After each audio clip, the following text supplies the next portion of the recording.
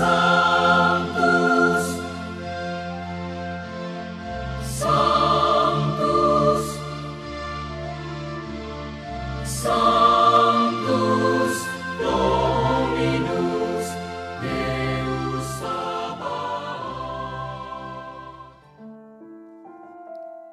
Bapak, Ibu, dan saudara-saudariku yang terkasih dalam Tuhan kita Yesus Kristus, salam sejahtera untuk kita semua.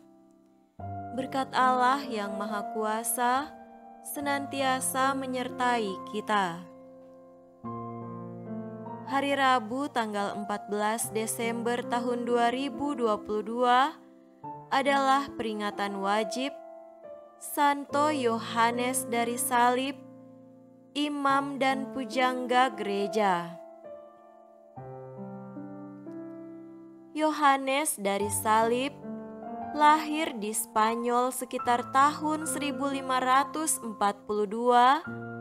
dari keluarga bangsawan yang jatuh miskin. Sebelum masuk biara Karmelit, ia adalah seorang pelayan di rumah sakit Medina. Pada usia 21 tahun, ia menunjukkan sikap hidup rohani yang tekun dengan berdoa dan bermati raga. Cara hidupnya ini membuat pemimpin biara menyekolahkannya di Universitas Salamanca, Spanyol. Setelah menyelesaikan studinya, ia pun ditahbiskan menjadi imam ketika ia berusia 25 tahun. Persahabatannya yang baik dengan Santa Teresia dari Avila mendorongnya untuk memulai usaha pembaruan dalam ordonya. Usahanya ini kemudian menuai reaksi yang tidak baik dari teman-teman seordonya. Mereka pun mengurung Yohanes dalam sel biara. Selama 9 bulan meringkuk di dalam tahanan biara, Yohanes mengalami banyak pengalaman rohani yang mengagumkan, terutama mengenai pengalaman akan salib penderitaan Yesus. Di dalam penjara, ia mampu mengubah kidung-kidung rohani, sering mengalami ekstase, dan semakin memahami teologi dan ajaran-ajaran iman Kristen. Yohanes mengalami banyak kesulitan dari teman-temannya, namun ia tetap bergembira karena persatuannya yang erat dengan Tuhan. Ia meninggal dunia pada tanggal 14 Desember tahun 1591 dan dinyatakan sebagai pujangga gereja.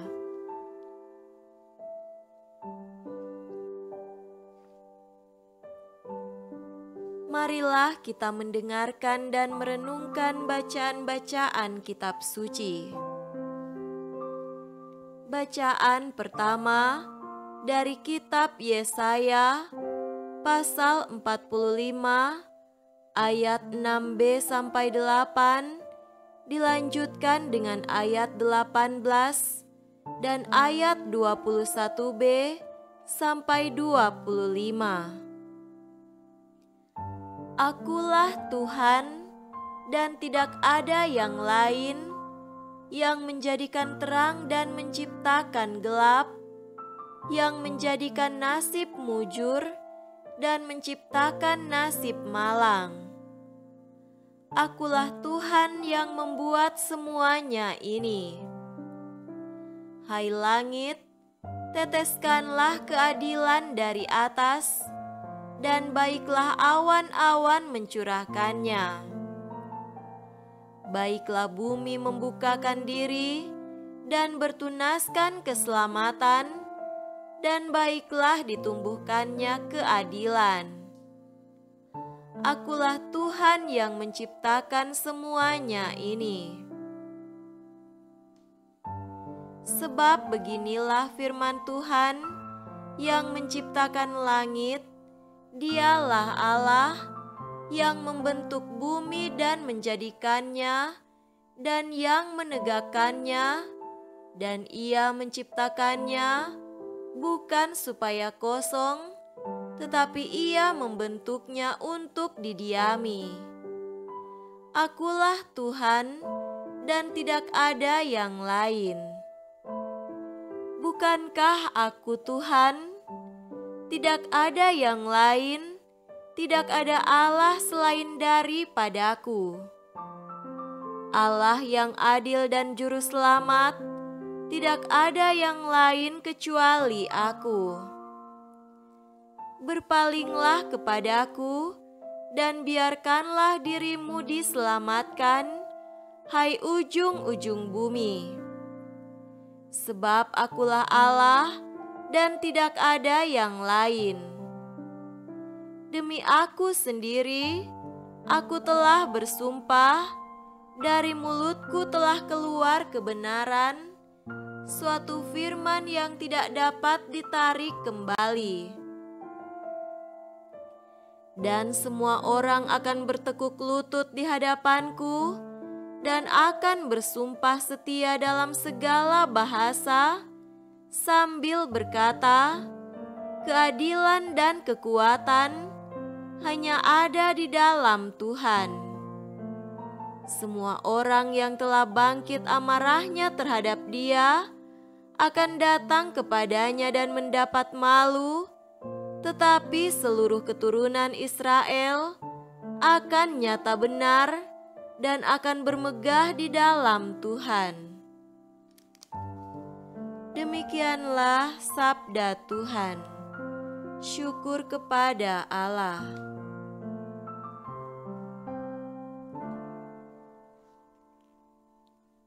Semoga Tuhan beserta kita sekarang dan selama-lamanya. Inilah Injil suci menurut Lukas. Dimuliakanlah Tuhan. Injil Lukas pasal 7 ayat 19 sampai 23. Ia memanggil 2 orang dari antaranya dan menyuruh mereka bertanya kepada Tuhan, "Engkaukah yang akan datang itu, atau haruskah kami menantikan seorang lain?" Ketika kedua orang itu sampai kepada Yesus, mereka berkata, "Yohanes Pembaptis menyuruh kami bertanya kepadamu, engkaukah yang akan datang itu, atau haruskah kami menantikan seorang lain?" Pada saat itu, Yesus menyembuhkan banyak orang dari segala penyakit dan penderitaan, dan dari roh-roh jahat, dan Ia mengaruniakan penglihatan kepada banyak orang buta. Dan Yesus menjawab mereka, "Pergilah dan katakanlah kepada Yohanes apa yang kamu lihat dan kamu dengar. Orang buta melihat, orang lumpuh berjalan, orang kusta menjadi tahir, orang tuli mendengar, orang mati dibangkitkan, dan kepada orang miskin diberitakan kabar baik. Dan berbahagialah orang yang tidak menjadi kecewa dan menolak Aku." Demikianlah sabda Tuhan. Syukur kepada Allah.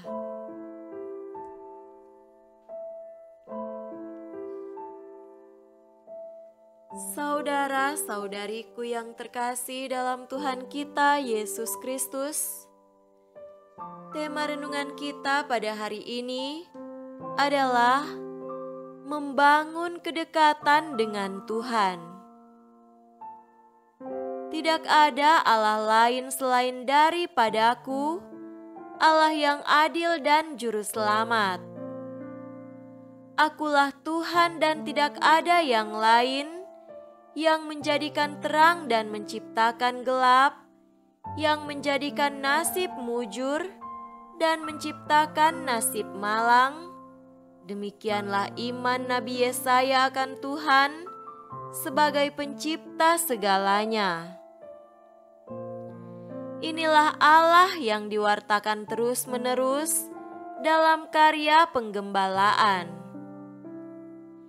Memang umat Israel tahu akan ajaran ini, tetapi sering mereka juga menyimpang dari iman yang sudah dianut. Yesaya mengharapkan umat Israel hidup menurut perjanjian agar hidupnya bisa aman. Kedosaan manusia telah menghancurkan banyak hal. Untuk itu Yesus datang untuk menyelamatkan manusia. Saat mendengar kehadiran Yesus, Yohanes Pembaptis mengutus para muridnya untuk bertanya apakah dia yang ditunggu manusia atau pribadi yang lain. Yesus hanya menjawab, "Pergilah dan katakan kepada Yohanes apa yang kamu lihat dan dengar. Orang buta melihat, orang lumpuh berjalan, orang kusta menjadi tahir, orang tuli mendengar, orang mati dibangkitkan, dan kepada orang miskin diberitakan kabar baik." Saudara-saudariku terkasih, bagi Yohanes, ucapan Yesus ini sudah jelas. Dialah Al-Masih yang dinantikan manusia. Manusia harus percaya kepadanya. Yohanes dari salib menghayati siapa itu pribadi Yesus. Karena itu ia percaya dan menyerahkan diri dalam kuasa Tuhan. Dalam pertapaannya, ia membangun kedekatan dengan Allah dan Yesus Kristus dalam kesatuan dengan Roh Kudus. Manusia masa kini juga mesti membangun kedekatan dengan Tuhan. Jika orang jatuh pada kesibukan dan selera pribadi, maka terjadi banyak masalah dalam hidup. Dekat dengan Tuhan tidak berarti masalah tak akan terjadi, tetapi benar bahwa bila hidup dalam Tuhan, setiap masalah mampu dihadapi dan secara cepat atau berangsur, soal itu teratasi, sebab Tuhan juga membantu menyelesaikannya. Kita diberi kekuatan oleh Tuhan untuk berani menghadapi persoalan, dan Roh Kudus diberikan untuk menerangi pikiran kita tentang apa yang pantas dilakukan. Kita semakin bijaksana bila ada dalam naungan Roh Tuhan. Ada begitu banyak karunia Roh yang Tuhan beri untuk kepentingan manusia, asal kita dekat dengan Allah. Semoga demikian. Amin.